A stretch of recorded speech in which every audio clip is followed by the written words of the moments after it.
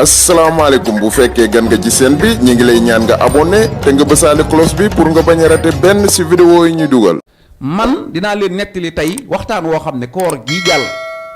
man ak président Ousmane Sonko waxtaan nañu ma ne ko Ousmane maa ngi lay ñaanal ci fekk ñu julli takkusaan ba noppi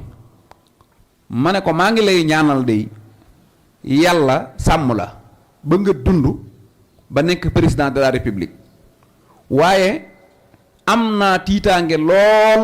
ci boo nekkee président nan ngay nekke ci Sénégal ndax nit ñi niñ la yaakaare man bu ma la gisee ma koy tooñ ak sa say col gu woyof gii nga sol damaa yaakaar ne xamoo fi la nit ñi teg ci biti ma ne ko Ousmane am na ñoo xam ne 2021 ak léegi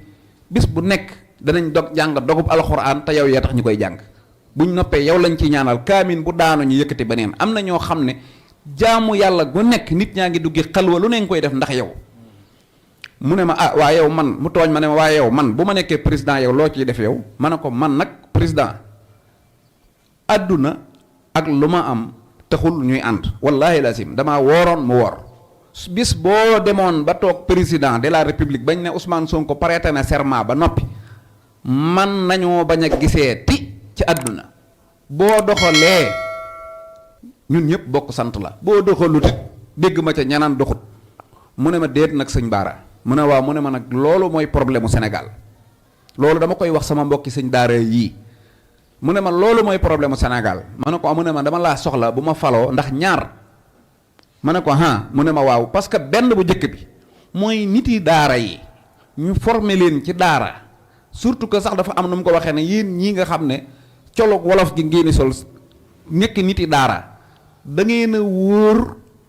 ba noppi jub ba noppi pertinent ba noppi mën a wax ak nit ñi dinaa leen soxla lool lu may liggéey ngeen ànd ak man di ma jàppale ci sama communication loolu benn la mu ne ma ñaareel bi ci des mooy xam nga lu tax suñ gouvernants yi mënuñoo gouverner sénégalais yi mu ne ko waaw mu ne ma yéen ñii yéenay réew mi yéen sëñ daara yi ak yéen ñii nii mu ne ko waaw mu ne ma yéenay réew mi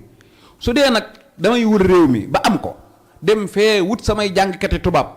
ñu sol suñuy costume nekk ca biir palais ba di liggéey yéen da ngeen di jàpp ne ñee ñooy liggéeykat yi ñun ñooy sénégalais yi ñoom it ñu jàpp ne ñee ñooy sénégalais yi ñun ñooy liggéeykat yi différence boobu nag mooy tax nit ñi duñ yëg seen bopp ci nguur gi mu ne damay bëgg ab baay caaya bu mel na yow di dugg ci biir palais bi bokk ci fi ñuy dogale dugg ci assemblée bi bokk ci fi ñuy dogale boo noppee dem ci sa jumaa jiite wala nga dem ci sa daara jàngale ji ñu xam ne sëñ daara bee moo bokk ca ministère yee wala sëñ daara bee kat moo jiital bureau assemblée bee mu ne loolu bu ñu ko defee askan wi dootuñu lakk benn institution sax parce que dañuy xam ne lii ñoo ko moom askan wi duñ xeex ba lakk mukk jumaa parce que dañ naan lii ñoo ko moom duñ xeex ba lakk hôpital parce que dañ naan ñoo ko moom mais bu ñu dee xeex ay maire ay gouvernance ak yooyu dañoo jàpp ne ay borom yi tënee ko moom ñoom seen yoon nekku ci seen feregewu leen ñeente sax léegi fu ñu ko jekku rek dañ koy daal di song loolu xalaat la bu ma Ousmane Sonko wax boo xam ne man ak moom ak yàlla loolu moo tax doomi daara yépp futtiku xar seen tànk tubéy ngir procès bii Ousmane Sonko yore ñu ànd ak moom ci dal ànd ak moom ci xam-xam ànd ak moom ci xalaat gunge ko ñemeel ko ndax nag noonu nag ku ñu àndal nga am fit ku ñu àndal nga amu fit ndax li fi woote bari na li fi yëngu bari na waaye kenn gisuñu ci